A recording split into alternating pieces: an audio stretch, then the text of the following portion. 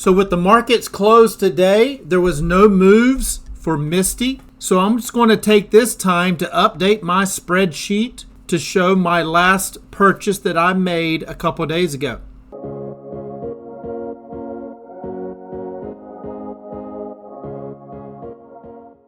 Hello my friends, this is Legend. So as I stated, the market was closed today, but will be open tomorrow. So I thought I would take this time and update my spreadsheet to include the shares that I did purchase a couple days ago, and also show you where I do have a put that will be coming due tomorrow. So let's just quickly see where MSTY ended up yesterday, just in case you missed it. So as of the close of yesterday, MSTY did close at $20.55. We did have that red candle. We do have some red volume, and that MACD is not seeming to want to cross. The RSI did drop down, so that did hit my trigger points for a purchase, but since I had already purchased the day before, I did not make another purchase, as that was roughly about the same price that I got those other shares for. So now let's just go ahead and jump onto my spreadsheet. Let's get that updated and let's see what my new real average is. All right, so here we are on my spreadsheet, and this is the one that I've showed several times, and this is what I use to track my MSTY position. And if you are interested in getting this sheet, there will be a link in the pinned comments and also in the description where you can click to buy me a coffee, and that will give you access to this sheet. You'll receive an email with a link, and you would just click that link, and then it will open up at this page right here where you'll need to make your copy of this view only sheet. And once you make your copy, then you'll be able to enter in your own information into that sheet. But when you first click that link, it will be a view only, but just follow this first tab where it says download your copy. Just follow that and you should be good. So let's just go ahead and jump right into MSTY. So right here you can see it's the simple stock tracker. So I clicked that, and this is my current position minus my latest purchase, and we'll enter that in together. So as you can see, before my new entry here that we're about to enter, I had 415 shares with a purchase price of $25.06, capital invested about 10.4 thousand, distribution earned about 8,000, and I've earned some premium by selling puts of $700 roughly. So all of that calculated together creates my adjusted price per share. And my adjusted price per share is $3.76. And what that is my capital minus my earnings here. And then that is divided by the number of shares I have to create my adjusted price per share. Because that is basically how much I have at risk per share. Now the total at risk would be this column here at $1,558.77. That takes into account all 415 shares, whereas the $3.76 is per share that I have at risk. Current price of MSTY is shown on the chart as well, and that is auto-populated to the closing price of that day of $20.55. And we saw that on the Webull chart. And since it was not open today, that is still the current price because that was the last closing price. So I have earned back a total of 85% of my capital back. So that's not too bad at all. So let's just go ahead and let's enter in my new purchase. We'll enter purchases into this table here, and this purchase was on 6/17 of 2025. My purchase price per share was at $20.50, and I purchased 5 shares.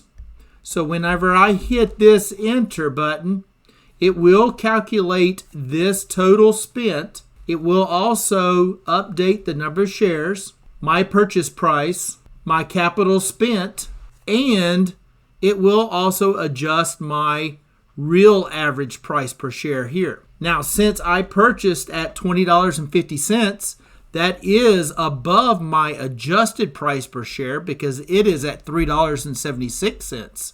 So this will go up because I purchased above that average. The only way this can go down is if I purchased below that average or I earn a distribution. So money coming in would also help lower this. And that's how it's got down to $3.76 now. But since I did purchase above that, this will increase. But $20.50 is below my purchase share average. So this one showing at $25.06, that one will lower. And that's the neat thing about the sheet is it will track all of that for you. Makes it nice and simple and easy to look at. So we'll go ahead and hit the enter button here, and that will calculate that 5 shares and then make those adjustments on the fly. And there you go. So I spent $102.50, which does increase my capital invested. And as I said, it would decrease that purchase price, and it did. Not by much because I only purchased 5 shares. So it's a small fraction, and my adjusted price per share did go up slightly, but not by much. It's at $3.96, and the same with the percentage earned back. That did decrease, again, because I made a purchase. Now, once I earned a distribution, then that will help lower these numbers. That's why I am making small purchases, because I do not want to slow down the time that it takes for me to earn back my money. Because once I do that, then I can take whatever distribution that I do earn and I can purchase more shares of MSTY if I choose. And it would not be money out of my bank account. It would only be the money that I earned through YieldMax through the distribution, if that makes sense. Because this total capital invested here is $10,503.58. So yes, if I did earn a distribution and I turned around and purchased shares with that distribution, well, first I would enter in what that distribution is, right? Because I did earn it. And then if I turned right around and I used that money to buy shares, well, I did get the distribution, so that information is already in here. I would then go right over here to my purchases and I would enter it in just like I was purchasing shares. So when I enter that in, that will increase this capital number here. It also increases my distribution, and that does increase the number of shares you get. And therefore, on your next distribution, you could earn more in that distribution. But if you take and you keep rolling that back into your stock because you're in the accumulating phase, that's okay if that's your plan because you're building up your shares. But just keep in mind, you're not really putting any money back into your pocket. Now, you're not spending any more because YieldMax money is what is purchasing you more shares. But you still have your total capital that you had originally invested still at risk. So that is something that you do have to understand, as that capital that you originally had invested is still what is at risk. And as long as you understand that, and if that is your plan, then that's okay. I just want to make sure everybody understands that, because in my mind, we can't assume that the MSTY price will continue to rise because they pay out those high distributions. So your trade-off here is you get the high distributions and maybe a little price appreciation, and then sometimes price depreciation, right? But it's a trade-off for those high distributions. So one other thing I wanted to point out here is My puts over here, I still have 3 in black, and that means currently they're open. Here is the expiration date. This date here is when I first opened it, okay? Now these 2 here are rolls, meaning that the original price was much higher up here, and each time I kept rolling it down, and I rolled it down. And I've rolled it down to this one being a $22 put, and this one being a $20 put. Both of those expire July 18th. Okay, so I've got some time on that. But this last one here, it's a $20 put with a June 20th expiration. Well, today's June 19th. That means tomorrow when the market opens, this one here is really close to the money. Because if the stock price right now being $20.55 and my put is at $20, therefore, if the price of MSTY closes on Friday below that $20, then I would be put those shares, meaning I would have to purchase those shares at $20 per share. And each contract in each one of these is a single contract. As you can see, I've got a little 1 out here on each one of these, meaning that's a 1 contract. If I had 2 contracts, I would have a 2 here. And that's just so that I can look at it and I know exactly what that is. I know what that contract is and I know when it expires. Those are the 2 important things whenever you're doing options. But with this $20 put, if MSTY does drop below 20 by the close of Friday, then I would possibly be put those shares, because my contract states that I am willing to purchase those shares at $20 or under. So therefore, if it hits 20 or under, I have to buy them at that 20. Now that will happen through my broker automatically because the money is already set aside. The broker does that for you if you use a cash account. So it is not like you have to come up with the money at the last second. It's already locked up where you cannot use it for trading. And that's the reason it's called a cash secured put. The cash is already secured for that put. So it is in the name of the option itself. And that is the ones that I use. I use cash secured puts for my options here. So that $20 put is going to be one to watch come Friday. Now, if it is above $20, if it is at $20.01, I mean just even 1 cent, right? Then I am not required to purchase those shares at $20.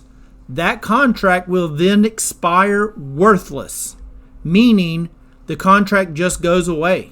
But again, all of that happens automatically with your broker.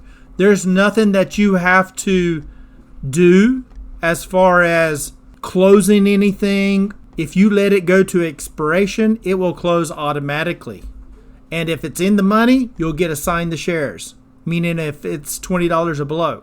If it's out of the money, meaning if it's above 20, then it will just expire worthless, meaning the contract is worth nothing. It goes away. Your amount of money that was being held to buy those shares, and that's $20 times 100 shares because each contract is 100 shares, remember? Therefore, that's $2,000 that is being held and you cannot use until that either expires or you close it, would then be released. So come Monday morning, that money is available again in your account and the contract is canceled. And that's if it's above that $20. But if it is below the 20, then I will show having 100 more shares of MSTY at a buy price of $20. And one other thing to keep in mind that is if the price of MSTY was, say, $18 on Friday, I still have to purchase them at $20 because my contract says I have to buy them at $20.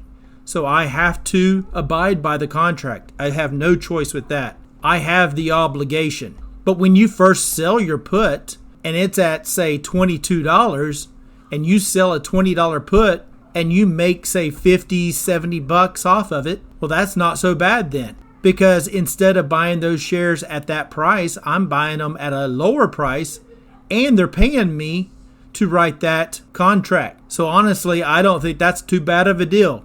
Now, you don't ever want to really sell a put unless you want those shares on any stock or ETF, because there could be a point where you could be put those shares at your strike. And if the price of the stock plummeted, you still are obligated to buy those shares at that price. And that's why you don't sell a put to be obligated to purchase shares if it is a stock or ETF you do not necessarily want to own. Don't think that you're just going to be able to skim off the top, because eventually you will get caught and you will have to purchase those shares. But once you do purchase those shares, you could then turn right around and sell a call. And you can sell your call at the buy price if you wanted, but if you see upside to it, you could sell a call above your buy price. And both of those, again, will pay you a premium, and that's the amount of money that you would earn, is called premium, for just selling that call. And that's if you were trying to just earn premium off of it. You weren't really looking for any kind of price appreciation. But also keep in mind, you don't want to sell a call that would be below your purchase price, because if you do have to sell them, you do not want to sell them under your cost. So that's another thing to definitely keep in mind. So if you're interested in this sheet, this is available in the pinned comments and in the descriptions. It'll be a link to buy me a coffee, and after you do that, you will get access to this sheet in a view only sheet where you will make your copy so that you can fill out the worksheet with your information. But if you have a way of tracking your real price per share here, then definitely use that. But if you're interested in this sheet and wanted to give it a try, or you don't have a way to calculate this, or just don't feel like making your own, you're more than welcome to try out this sheet. Give it a shot. It's a cheap cup of coffee, and I think it will definitely be something to hopefully help you out. So I think I'm going to wrap it up right there. I appreciate everybody who has purchased me a coffee already and got this sheet. I've heard a lot of positive comments about it, and it is much appreciated. So if you don't mind hitting that subscribe button and smash the like button, I would be very grateful. And as always, I am not a financial advisor. This is not financial advice. Please do your own due diligence before you get into any stock plays. And until next time, Legend out.